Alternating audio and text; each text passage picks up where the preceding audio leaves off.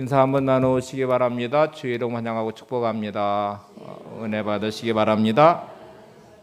네. 저와 여러분은 늘 시간 속에서 살아가죠. 시간을 벗어난 인생은 일단 없습니다. 시간에서 벗어난 인생은 죽음을 맞이하면 시간으로부터 벗어나게 되죠.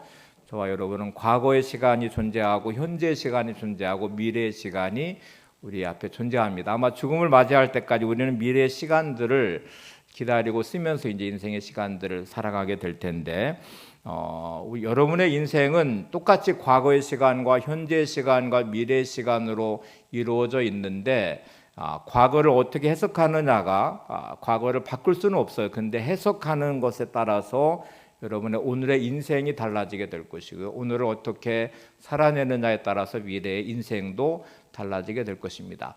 과거로 돌아갈 수는 없지만 과거를 내가 어떻게 해석해내고 오늘의 삶을 회복과 치유의 길로 만들어 놓아서 다시 도약하는 발판으로 삼으면 여전히 미래는 우리에게 꿈꾸는 미래가 될 수 있어요. 근데 과거의 시간이 해석되지 않고 잘못 해석해버리고 현재의 삶을 무너뜨리면 우리는 미래를 꿈꿀 수 없는, 여전히 미래는 우리에게 불행한 미래로 다가올 수밖에 없죠. 사후유에가 쓴 생각의 함정이라는 책이 있는데, 우리가 살아가면서 인생의 수많은 함정들을 만나게 되고 빠지게 되고 그 함정으로 인해서 인생이 고통과 실패로 전락하기도 하는데, 가장 무서운 함정은 생각의 함정이라고 말합니다. 우리가 만나는 환경이라는 함정, 문제라는 함정도 우리의 인생이 힘든 부분인데, 이런 함정이 오히려 도약의 발판이 되고 승리의 자리가 되는 기회로 삼는 경우가 많은데, 그 출발은 생각으로부터 시작되기 때문에 가장 무서운 함정은 생각의 함정이라고 말하는데요. 우리는 이 생각의 함정에 빠져 있는 경우가 대단히 많아요. 되게 사람들은 성공을 원하고 행복을 원하는데 생각 속에는 늘 불행을 생각하고 자기 인생의 비참함을 생각하고 현실의 무게에 짓눌려 있는 초라한 내 자신을 생각하면서 인생을 비관하고 절망하는 사람들이 많아요. 근데 이게 함정이라는 걸 되게 사람들은 모른다는 거예요. 그냥 내가 반응하고 있는 이 반응이 마치 내가 진실인 나인 것처럼 보이는데, 여러분, 그 환경과 문제가 함정이 아니고 내가 가진 생각이 함정에 빠져 있는 것입니다.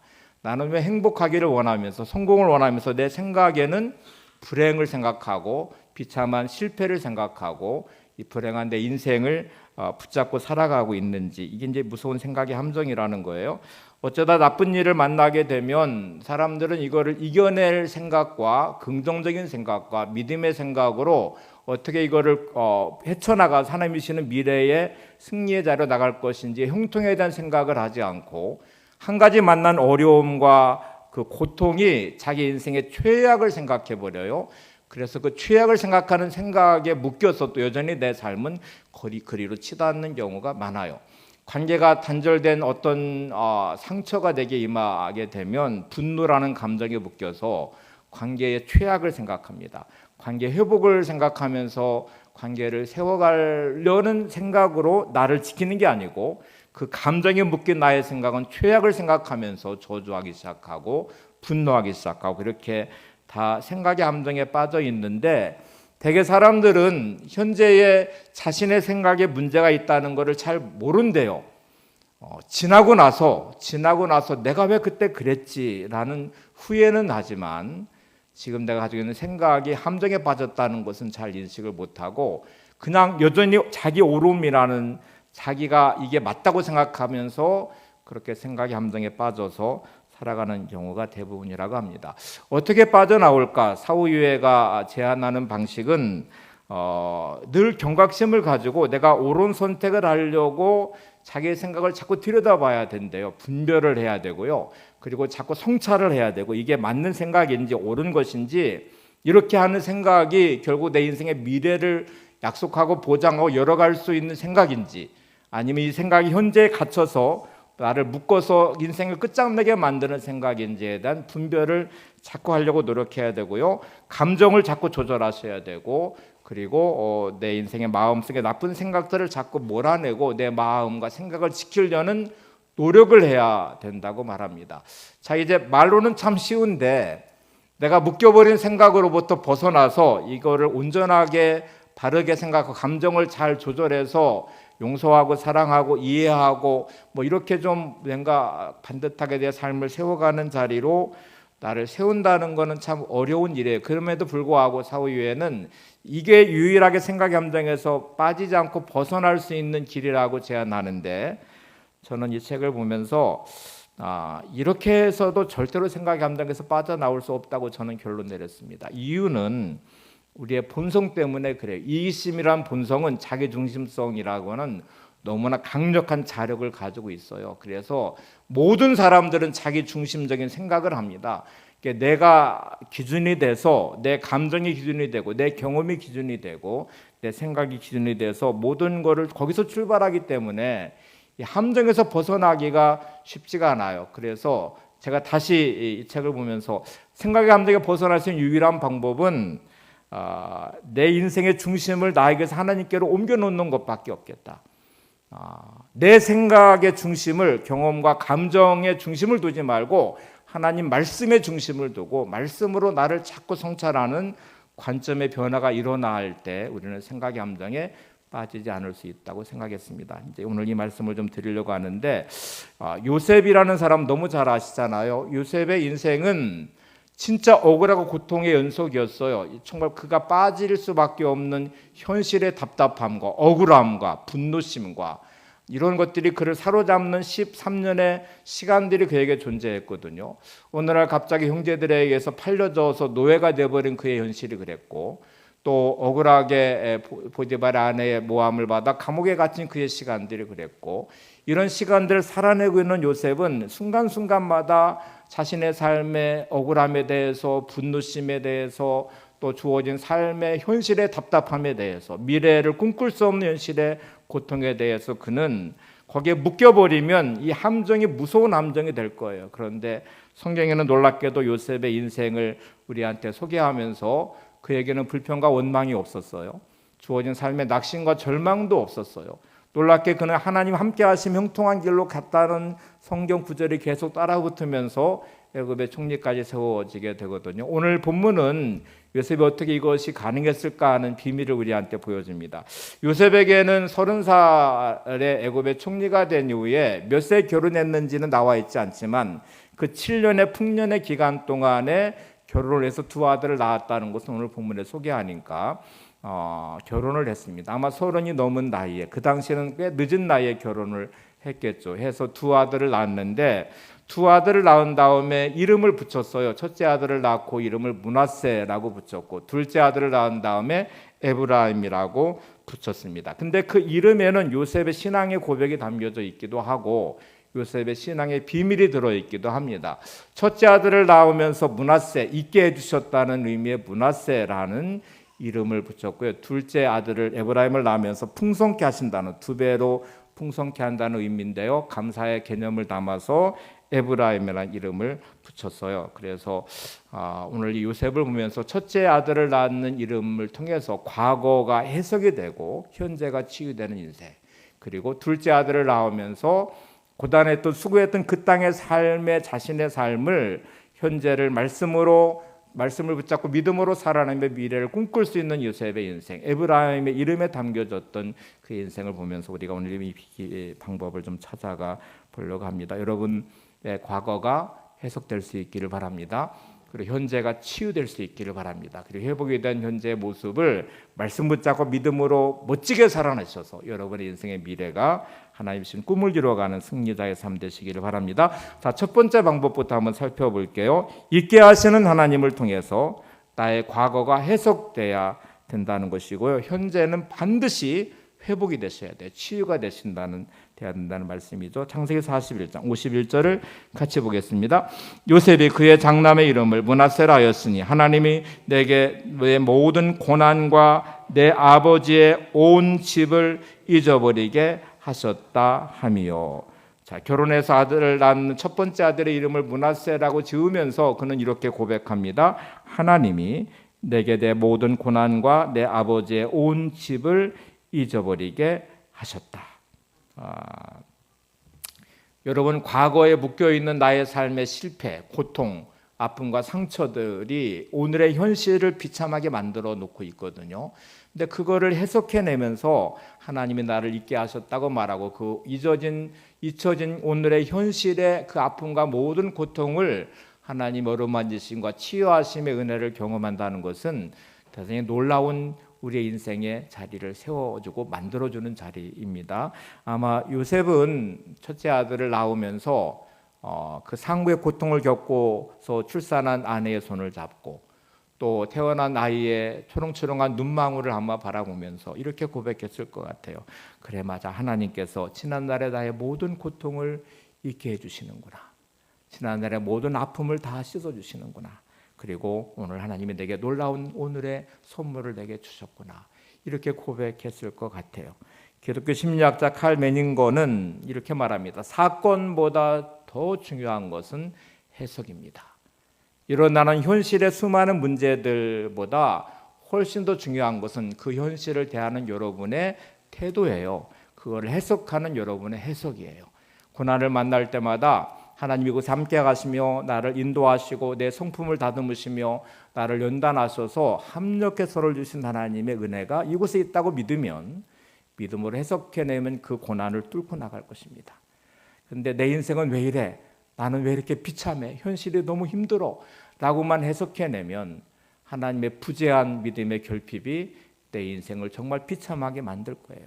요셉은 억울하게 노예로 팔려간 그 시간에도 무너지지 않았고요. 감옥에 갇힌 그 시간에도 무너지지 않았어요.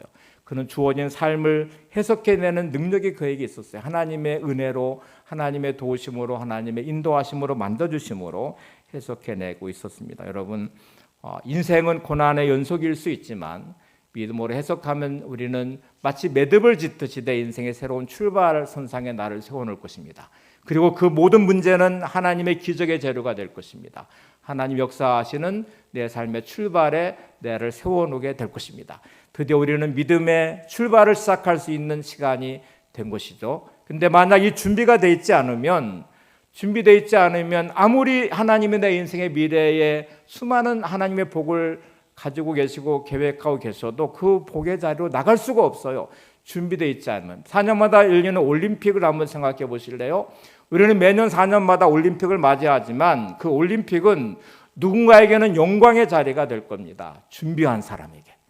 많은 시간을 그 자리를 준비하며 땀을 흘리고 수고하고 그 고된 훈련의 시간을 견뎌내면서 준비한 사람에게는 그것이 자기의 인생의 어떤 메달을 획득하든 자기 자신을 검증해내는 자리가 될 것인데, 저와 여러분은 올림픽 준비하지 않으시잖아요. 날마다 구경꾼이 되는 거죠. 그 열광을 알 수 있고 금메달을 딸 때마다 환호하지만 그 기쁨은 우리에게 잠시 줄 수 있지만 우리는 그 영광의 자리에 함께 할 수는 없죠. 준비하지 않았기 때문에 그런 거잖아요. 여러분 각자 인생 안에서 하나님이 주신 여러분의 메달을 보시면서 그 결과를 보시면서 미래를 보시면서 오늘을 준비하는 사람이 되시길 바랍니다. 그럼 반드시 과거가 믿음으로 해석되셔야 돼요. 지나온 과거를 돌이킬 수 없지만 내가 믿음으로 해석하고 반드시 오늘의 여러분의 모든 아픔과 상처와 고난을 하나님의 은혜로 회복하셔야 됩니다.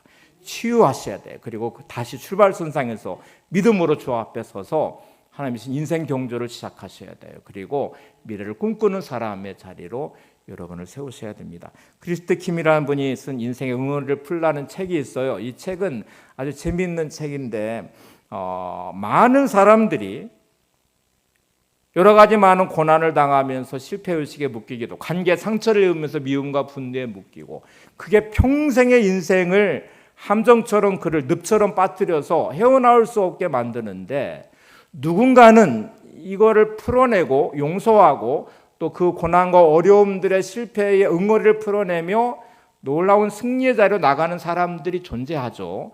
이게 도대체 어떻게 가능할까? 어떻게 이렇게 될 수 있을까에 대한 이제 연구를 하고 고민하고 연구하며 또 쓴 책이기도 합니다. 이분은 이렇게 말합니다. 용서하지 않으면 마음의 상처가 치유되지 않을 것이기 때문에 반드시 용서하는 삶을 살아야 합니다 라고 말합니다. 용서는 선택이 일단 아니에요. 여러분 자신이든 관계 안에 누구이든지 간에 어떤 사람은 내 자신을 용서하지 않는 사람도 많아요. 자기 자신을 스스로 정죄하고 미워하고 분노합니다. 어떤 사람에 대한 분노심의 그 분노의 힘으로 살아가는 간신히 버티는 분들도 계셔요.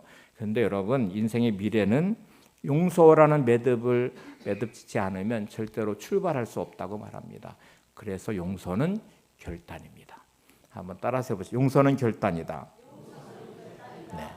용서는 선택이 아니고요, 결단이에요. 용서는 감정이 아니고요, 결단입니다. 그러면 어떻게 해야 되는지를 보시면, 이 크리스티 킴은 제안하는 방식이 용서할 수 없는 현실의 문제를, 답답한 현실의 문제를 끌어안고 하나님 앞에서 이 토하는 기도를 해야 된다고 말합니다. 성경의 두 구절을 예를 들었습니다. 시편 62편 8절, 시편 140편 1절 2절인데 한번 같이 볼까요? 시편 62편 8절을 같이 보겠습니다. 백성들아, 시시로 그를 의지하고 그의 앞에 마음을 토하라. 하나님은 우리의 피난처시로다. 다시 시작. 백성들아, 시시로 그를 의지하고 그의 앞에서 마음을 토하라. 하나님은 우리의 피난처시로다. 내 마음에 답답하고 괴롭고 고통스럽고 분노심이 일어나는 모든 상황에 시시로 하나님을 의지하고 그 앞에 내 마음을 다 토해야 된대요.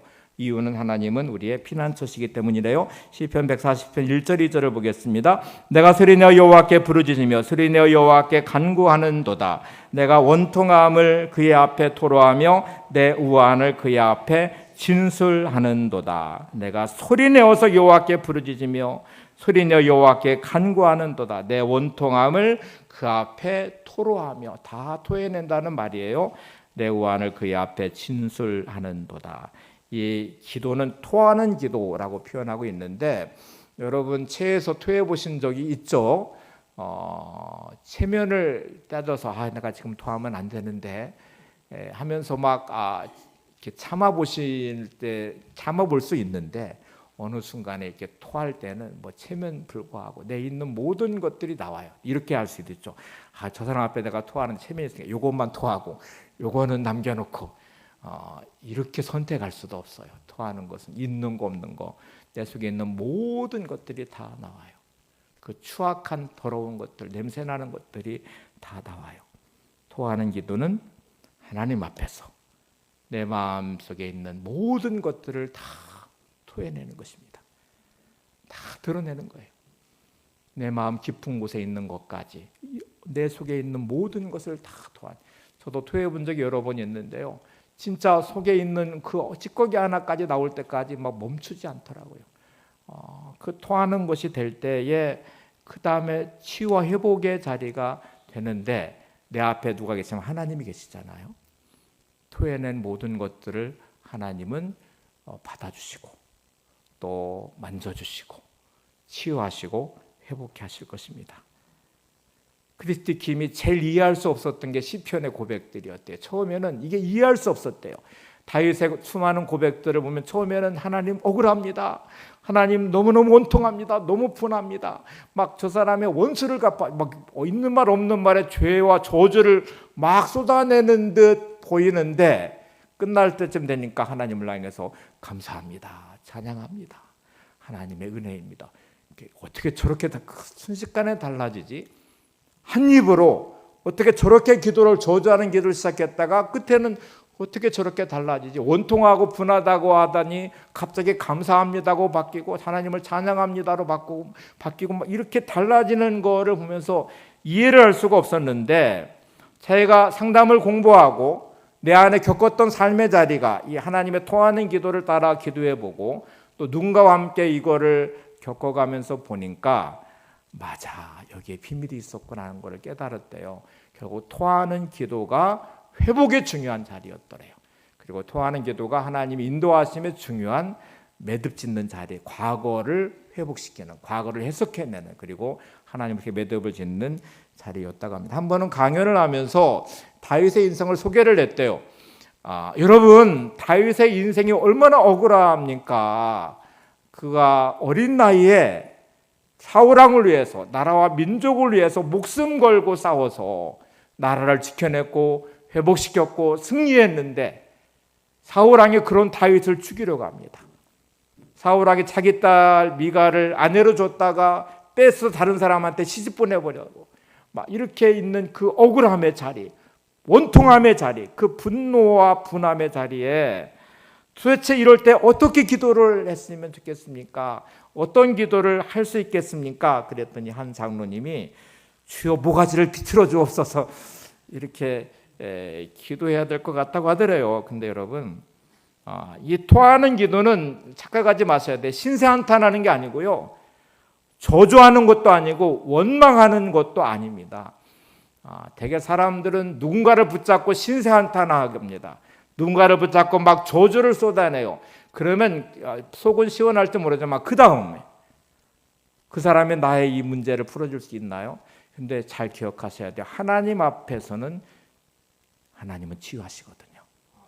하나님은 나의 마음을 아시니까 회복시켜 주시거든요. 그래서 토하는 기도가 중요한 이유는 하나님 앞에서 이 모든 것들을 토해낼 때 하나님은 그런 나를 쓰다듬어 주시고 위로하시고 회복해 하셔요. 그리고 과거가 어떤 것인지를 해석할 수 있는 은혜도 주셔요. 오늘을 살아갈 힘도 주세요. 그것이 삶의 원동력이 되게 하십니다. 그래서 여러분, 내가 정말 하나님 앞에 토하는 기도를 드리는 게 중요해요. 여러분 마음속에 있는 것들을 정말 소리내어 간절하게 내 마음에 있는 모든 것들을 정말 토해내듯이 하나님 앞에 이런 시간을 가져오셨으니까 하나님의 은혜를 구하면서 오늘도 나를 만져주신 하나님을 기대하며 하나님 앞에 내 인생을 내놓으시고 하나님의 은혜를 구해보셨으니까 이 시간이 반드시 필요해요. 그래야 여러분의 과거가 해석될 수 있습니다. 그래야 여러분의 현재가 치유될 수 있습니다. 그래야 여러분의 미래를 향한 오늘의 시간의 의미를 회복할 수 있습니다. 어떤 속으로 봐서 이제 상담을 하면서 이제 이 내용들 토하는 기도에 대한 내용을 쭉 설명을 했더니 어느 한 집사님이 이렇게 말하더래요. 선교사님, 제가 그동안 얼마나 힘들었는지 아십니다. 아마 상상도 못하실 겁니다.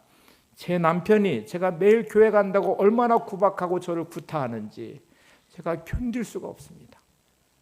술만 먹고 오면 나를 개패듯이 패고 나를 엄청난 욕으로 막 욕설을 쏟아내고 내 인격을 모독하고 나를 짓밟고 교회 갔다 오면 너 목사하고 연애질을 하느냐고 그러냐고 이제 그러면서 멱살을 잡고 내 팽개치고 주먹으로 때리고 이렇게 하는데 진짜 제가 제 남편을 저주합니다. 욕을 하고 싶은데 제가 이걸 누구한테 가서 말도 할 수 없습니다. 저 이거 어떻게 하면 좋습니까?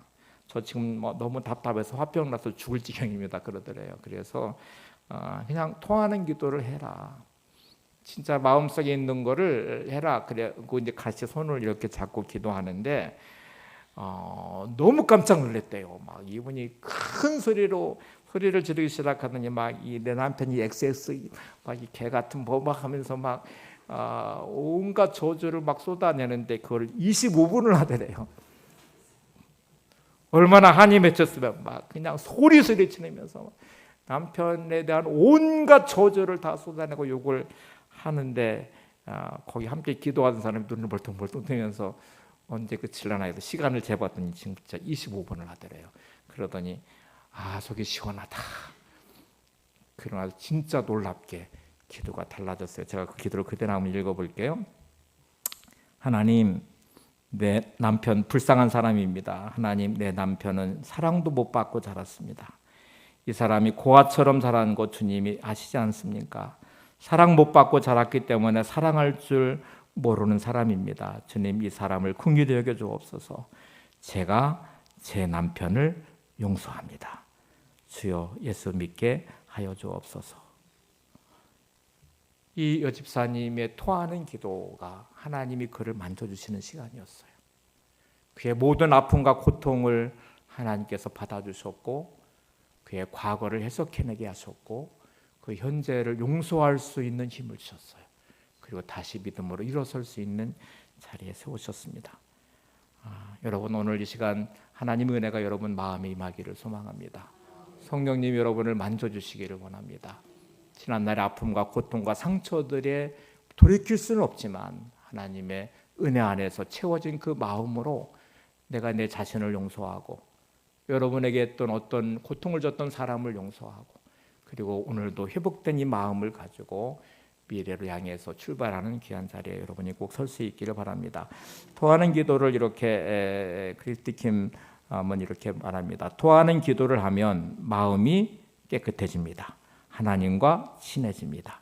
형식적인 신앙에서 벗어납니다. 용서하게 됩니다. 기도가 바뀝니다.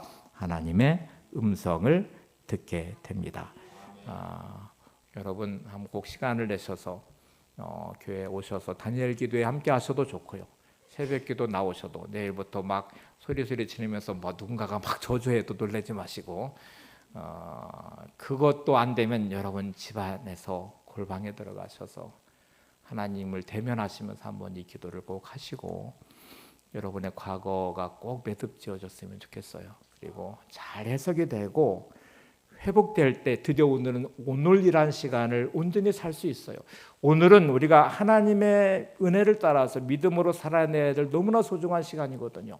오늘을 어떻게 사느냐가 내일의 미래를 결정하기 때문에 반드시 오늘은 하나님의 말씀을 따라 믿음으로 살아내는 시간이셔야 돼요. 이게 오늘 두 번째인데요. 두 번째를 한번 보실래요? 형통일관 두 번째는 현재의 삶을 말씀을 붙잡고 믿음으로 살아내며 미래를 하나님 안에서 꿈꿀 수 있어야 합니다. 같이 큰 소리로 같이 고백해 보겠습니다. 시작. 형통의 길로 가는 두 번째 방법은 현재의 삶을 말씀을 붙잡고 믿음으로 살아내며 미래를 하나님 안에서 꿈꿀 수 있어야 합니다. 말씀 붙잡고 믿음으로 살아내지 않는 오늘은 하나님이 주신 미래를 꿈꿀 수 없게 만듭니다. 그래서 반드시 오늘은 말씀 붙잡고 믿음으로 살아내는 오늘이 되게 해야 되는데 여전히 오늘도 생각의 함정에 빠져서 여전히 오늘도 회복되지 않은 내 마음으로 여전히 오늘도 과거에 대해 인생이 해석되지 않은 상태로 신음하면서 보내는 오늘이면 그렇게 맞이하는 내일도 별로 다를 게 없어요. 여러분이 가진 능력으로 만들어낸 오늘이잖아요. 어떻게 내일을 꿈꿀 수 있어요? 우리의 내일은 하나님이 주시는 내일이어야만 꿈꿀 수 있거든요. 그래야 역전시킬 수 있거든요. 그래야 고통과 고난이 재료된 하나님의 기적을 경험할 수 있거든요. 그러려면 반드시 여러분 오늘의 시간은 말씀을 붙잡으셔야 돼요. 그리고 믿음으로 살아내는 오늘이셔야 돼요. 아무리 힘들고 어려운 오늘이라도 노예 시간의 오늘이고 감옥의 시간의 오늘인 요셉의 시간들이 그렇게 살아냈기 때문에 에브라임이란 둘째 아들의 이름을 붙이면서 요셉은 더 풍요롭게 하시는 수고한 이 땅에서 풍성케 하셨던 하나님이 더 풍성케 하실 하나님을 기대하면서 그는 꿈꾸고 있습니다. 창세기 41장 52절을 보겠습니다. 차남의 이름을 에브라임이라 하였으니 하나님이 나를 내가 수고한 땅에서 번성하게 하셨다 함이었더라. 에브라임이 두 배로 풍성하다는 말인데 오늘 본문은 이렇게 고백해요. 하나님이 나를 내가 수고한 땅에서 번성하게 하셨다. 요셉의 시간들은 수고한 땅의 애굽의 시간들이었어요. 너무너무 억울한 시간이었어요. 너무너무 고통스러운 시간이었어요. 채소고지 벗겨지고 노예로 팔려진 시간이었어요. 매일매일 중간 농축노동에 시달리며 고통스러운 시간이었어요. 억울하게 감옥에 갇힌 형량도 없는 언제 나갈지도 모르는 죽을 때까지 아무도 나를 기억해 주지 않는 것 같은 외로움과 싸워야 되는 시간이었어요. 그 수고한 그 땅에서 하나님이 그와 함께 하셨대요. 하나님이 그의 삶을 만져주셨대요. 하나님이 그의 삶을 번성케 하셨다고 말합니다. 여러분 어떤 일을 만나든지 어떤 현실이 주어져 있든지 오늘의 시간은 반드시 말씀을 붙잡고 믿음으로 살아내는 오늘이 되셔야 합니다. 옆에 분에게 한번 이렇게 꼭 권면해 주십시오. 말씀 붙잡고 믿음으로 살아내는 오늘이 되시기 바랍니다. 네. 아직도 나는 분들을 붙잡고 원망으로 살아내는 오늘, 낙심하고 절망하는 이 마음, 생각의 함정에 빠져서 그거를 붙잡고 오늘도 여전히 신세한탄한 오늘, 버거운 현실 앞에 마지못해 살아가고 있는 오늘의 시간이 되지 않아야 돼요. 그러려면 여러분 반드시 말씀 붙잡고 믿음으로 살아내는 오늘이 되셔야 되고요. 그 끝에는 감사가 회복이 되셔야 돼요. 다음 주가 추수감사절인데 반드시 여러분 감사가 회복되신 상태로 예배를 드리셔야 됩니다.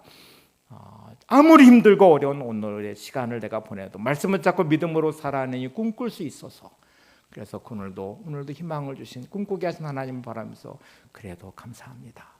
그래도 하나님의 은혜입니다 하고 고백하면서 살아갈 수 있는 오늘을 만들으셔야 됩니다. 1914년 겨울에 에디슨 연구소가 불타는 사건이 있었어요. 그 연구소가 불이 탔을 때 에디슨 나이가 67세였거든요. 1200가지 정도의 발명품을 만들어 발명왕이라는 이름이 붙여진 에디슨이 200만 달러가 되는 수많은 장비들에, 수많은 연구의 업적들에, 또 앞으로 연구할 수많은 자료들이 있는 그 연구소가 다 불타버렸어요. 다음 날 연구소에 온 에디슨은 이렇게 고백합니다. 우리의 모든 잘못된 것은 다 불타버렸습니다. 새롭게 시작할 수 있게 되었으니 하나님께 감사드립니다. 역시 위대한 사람은 위대한 말을 할 줄 알아요. 주어진 현실 앞에 해석을 해낼 수 있고 고백할 수 있는 믿음. 여러분, 그 많은 것이 다 불타버린 그 허탄 자리에, 모든 꿈이 사라져버린 것 같은 자리에 어떻게 다시 시작해? 나이도 이미 67세여서 뭔가 좀 새롭게 시작하기가 버거운 그 나이에 여전히 에디슨은 꿈꾸고 있어요. 그리고 이렇게 고백해요.